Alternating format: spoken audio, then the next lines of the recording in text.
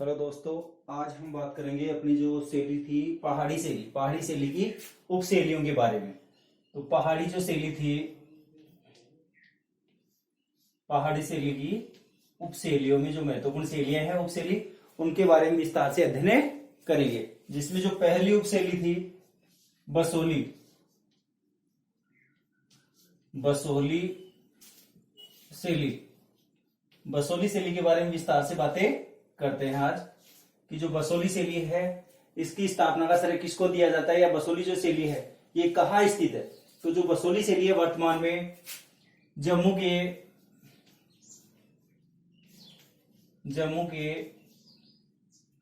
कठुआ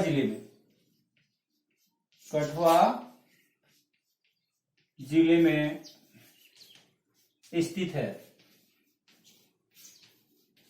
यानी कि वर्तमान में जो बसोली शैली है वो कहाँ स्थित है, जम्मू के कठुआ जिले में स्थित है। वर्तमान में कहाँ स्थित है, कठुआ नामक जो स्थान है किसका, जम्मू का। कठुआ नामक जो जिला है वहां बसोली शैली वर्तमान में स्थित है। कई बार पूछा जा सकता है बसोली कहाँ स्थित है, तो जम्मू के कठुआ जिले में बसोली स्थित है। प्राचीन समय यानी पहले के समय में, प्राचीन समय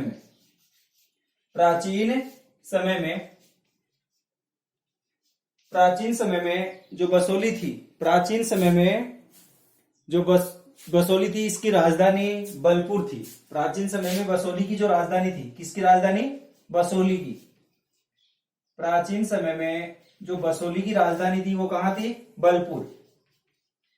पूछा जा सकता है प्राचीन समय में बसोली की राजधानी क्या थी, तो हम कह सकते हैं कि प्राचीन समय में बसोली की राजधानी क्या थी, बलपुर थी। प्राचीन समय में बसोली की राजधानी क्या थी, बलपुर थी। 8वीं से 11वीं सदी तक, 8वीं से 11वीं सदी तक, 8वीं से 11वीं सदी तक यानी जो बलपुर था, यानी 8वीं से 11वीं सदी तक जो बलपुर था एक स्वतंत्र रियासत के रूप में था। कैसी रियासत में, स्वतंत्र रियासत के रूप में विख्यात था। स्वतंत्र रियासत के रूप में 8वीं से 11वीं सदी तक बलपुर विख्यात था। बलपुर किसकी राजधानी थी, बसोली की। कब, प्राचीन समय में। बसोली कहां स्थित है, जम्मू के कठुआ जिले में स्थित है। इसके बाद में इस राज्य का जो प्रथम संस्थापक था किसका, बसोली का। बसोली का संस्थापक कौन था, भूपतपाल या भोगपाल, भोगपाल या भूपतपाल। पूछा जा सकता है बसोली का संस्थापक कौन था, बसोली का संस्थापक कौन था, भोगपाल या भूपतपाल। बसोली का संस्थापक कौन था, भोगपाल या भूपतपाल। बसोली शैली का क्या था, संस्थापक था। अब देखते हैं कि बसोली शैली के विकास में, कौन सी शैली के विकास में बात कर रहे हैं, बसोली शैली की। तो बसोली शैली के बारे में देखेंगे। बसोली शैली के विकास में, बसोली शैली के विकास में कौन कौन से राजाओं का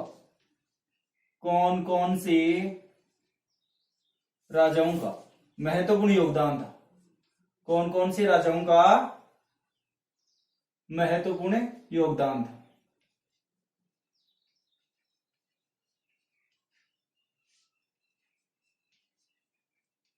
यानी कि बसोली के विकास में कौन कौन से राजाओं का महत्वपूर्ण योगदान था। बसोली के विकास में कौन कौन से राजाओं का महत्वपूर्ण योगदान था उसके बारे में देखते हैं।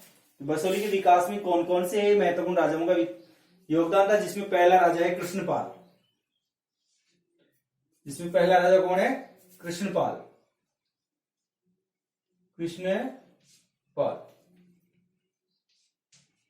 यानी बसोली के विकास में जो राजाओं का योगदान था, जिसमें पहला राजा है कृष्णपाल, जिसको बसोली का प्रथम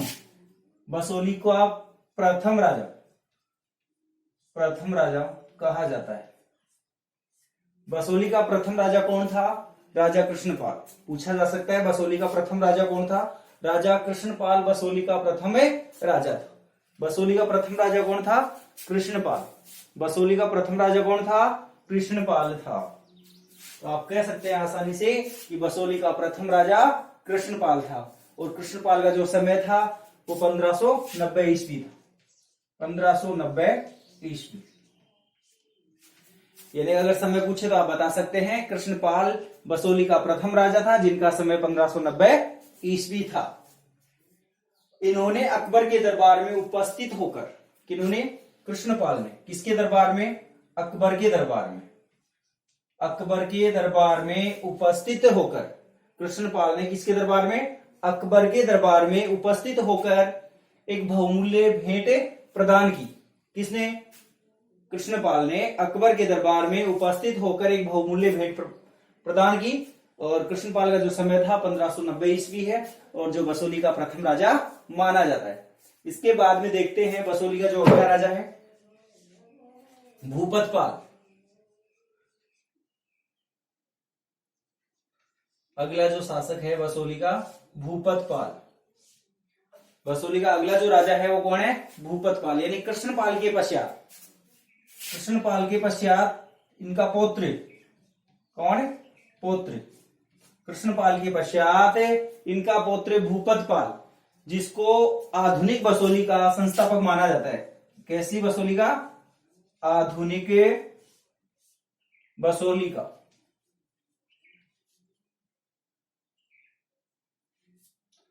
आधुनिक बसोली का संस्थापक किसको माना जाता है? भूपतपाल को। आधुनिक बसोली का संस्थापक किसको माना जाता है? भूपतपाल को माना जाता है। आधुनिक बसोली का संस्थापक किसको माना जाता है? भूपतपाल को। आधुनिक बसोली का संस्थापक किसको माना जाता है? भूपतपाल को माना जाता है। तो ये किसका पौत्र था? कृष्णपाल का पौत्र था, जिसको आधुनिक बसोली का संस्थापक माना जाता है। और इनका समय कब से कब तक था? 1598 से 1598 ईस्वी से 1655 ईस्वी तक। अगर समय पूछे कि भूपतपाल का समय क्या है तो आप बता सकते हैं कि 1598 ईस्वी से लेके 1655 ईस्वी तक भूपतपाल का बसोली शैली का जो समय था। और आधुनिक बसोली का जो संस्थापक जिसको माना जाता है वो है भूपतपाल। और भूपतपाल ने भी मुगल सम्राट शाहजहां की, मुगल सम्राट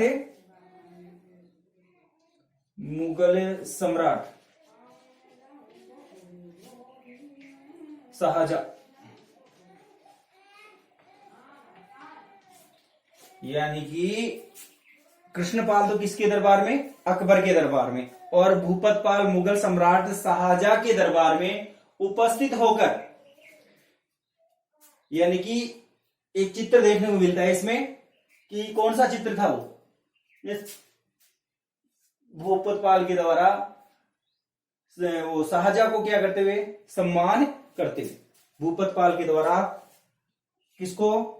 शाहजहां को सम्मान करते हुए। भूपतपाल के द्वारा शाहजहां का सम्मान करते हुए नामक चित्र देखने को मिला है। एक मुगल सम्राट शाहजहां का सम्मान करते हुए भूपतपाल, ऐसा एक चित्र देखने को मिला है जो आज वर्तमान में कहां स्थित है? जो आज वर्तमान में डोगरा आर्ट गैलरी जम्मू में स्थित है। यानी पूछा जा सकता है भूपतपाल द्वारा शाहजहां का सम्मान करते हुए, भूपतपाल द्वारा शाहजहां का सम्मान करते हुए नामक जो चित्र है वो वर्तमान में कौन से संग्रहालय या कौन से स्थान पे? तो आप बता सकते हैं डोगरा आर्ट गैलरी जम्मू में स्थित है। डोगरा आर्ट गैलरी जम्मू में स्थित है। इसके बाद में जो अगला शासक है वो है अमृतपाल। कौन है? अमृतपाल।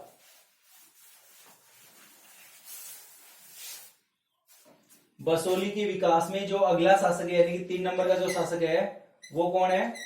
अमृतपाल। यानी कि अमृतपाल का जो शासक राजा बना, जो अमृतपाल, ये बना 1757 में, 1757 ईस्वी में। ये क्या बना? बसोली का राजा बना। अमृतपाल बसोली का राजा कब बना? 1757 ईस्वी में ये बसोली का राजा बना। और जिस समय जो बसोली थी जिस समय जो बसोली थी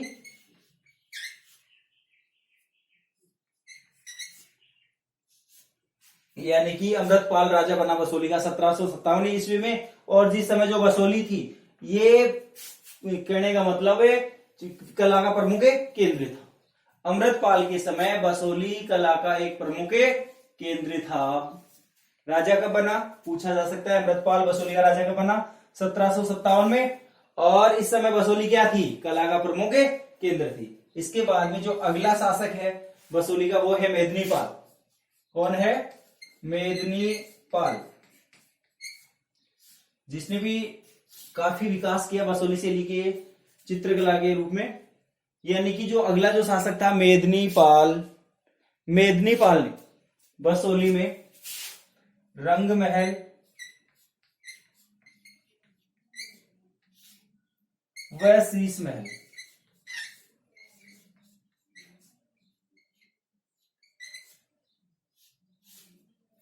रंग महल व शीश महल पूछा जा सकता है। बसोली में रंग महल व शीश महल का निर्माण किसने करवाया। बसोली में रंग महल व शीश महल का निर्माण किसने करवाया मेदिनीपाल ने।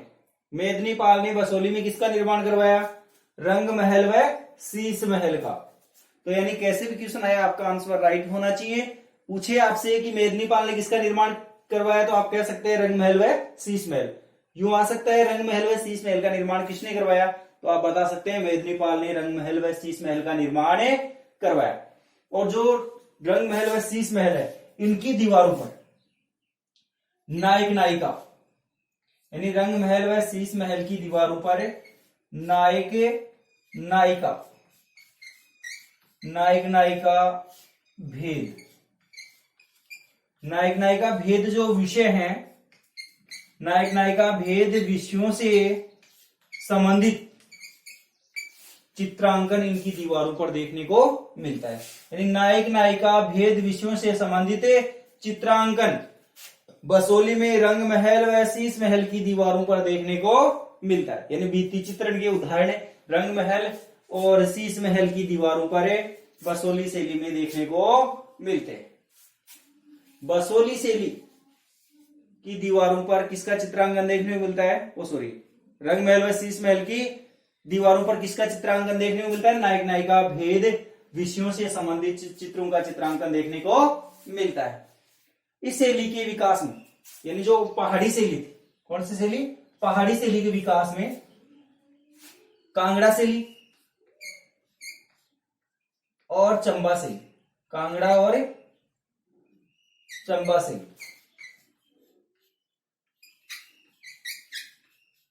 कांगड़ा और चंबा शैली का विशेष योगदान था।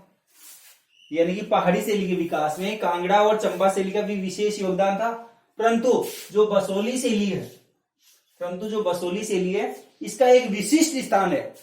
यानी इसने एक अलग कार्य किया है पहाड़ी शैली के विकास में। तो इसीलिए कला विद्वान जो था श्री मेहता कला विद्वान श्री मेहता था उसने इसके बारे में क्या कहा किसने श्री मेहता ने। यानी कि बसोली शैली का विशेष योगदान होने के कारण कला विद्वान श्री मेहता ने बसोली शैली के चित्रों के बारे में जो शब्द कहे वो क्या थे कि बुंदेलखंड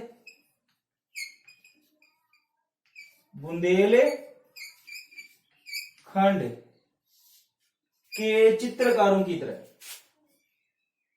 बुंदेलखंड के चित्रकारों की तरह यानी बुंदेलखंड के चित्रकारों की तरह बसोली के चित्रकारों को भी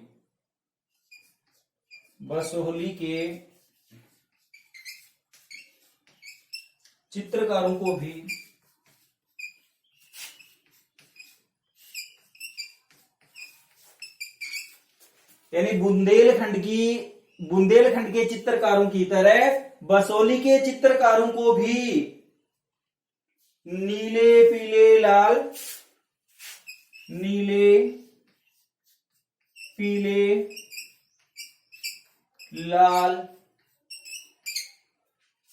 व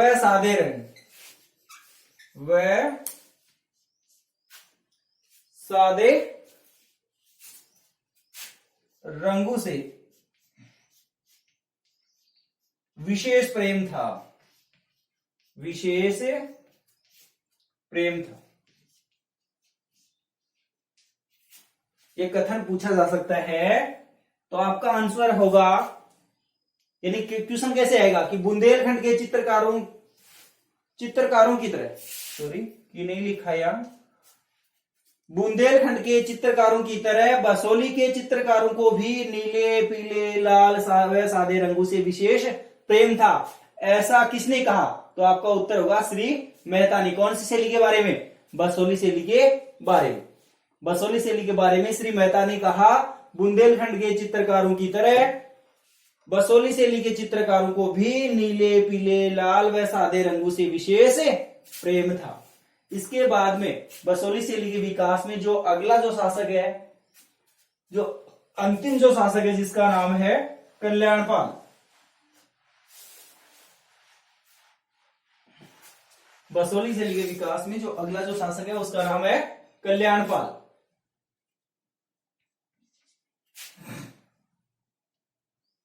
कल्याणपाल,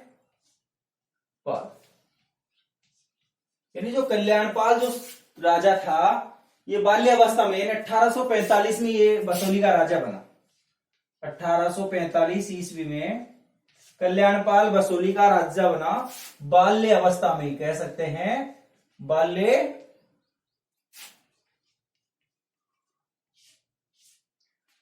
यानी कि 1845 ईस्वी में बाल्यकाल में ही बसोली का राजा बना। कौन? कल्याणपाल। कब? 1845 में बसोली का राजा कौन बना? कल्याणपाल, जो बाल्यावस्था में था। इस शैली का चित्रणकारी, कह सकते हैं जो ये बसोली शैली है, इसका जो चित्रणकारी है, यानी बसोली शैली का चित्रणकारी, यानी कल्याणपाल बाल्यावस्था में राजा बना। कब बना? 1845 में। और कल्याणपाल तक ही, कहने का मतलब कल्याणपाल के समय तक ही बसोली शैली का चित्रणकारी हुआ।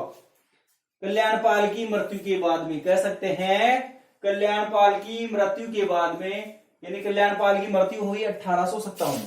कब हुई? 1857 ईस्वी में। 1857 में किसकी मृत्यु होगी? कल्याणपाल की। तो कल्याणपाल की मृत्यु होने के पश्चात जो बसोली शैली थी, इसका राजवंश, कह सकते हैं, यानी कि जो कल्याणपाल था इसकी कोई संतान नहीं थी। क्या नहीं थी? संतान नहीं थी। कल्याणपाल की कोई संतान नहीं थी, इसलिए कल्याणपाल की मृत्यु के पश्चात बसोली राजवंश क्या हो गया? समाप्त हो गया। बसोली राजवंश क्या हो गया? समाप्त हो गया। 1857 के बाद में बसोली शैली में कोई चित्रणकारी नहीं हुआ। क्यों नहीं हुआ? इसके पीछे कारण था कि कल्याणपाल की कोई संतान नहीं थी, इसलिए उसको आगे नहीं बढ़ाया गया। इसके बाद में हम बात करेंगे आगे वाले वीडियो में। आपको वीडियो अच्छा लगे तो इसको लाइक व सब्सक्राइब जरूर करें। धन्यवाद।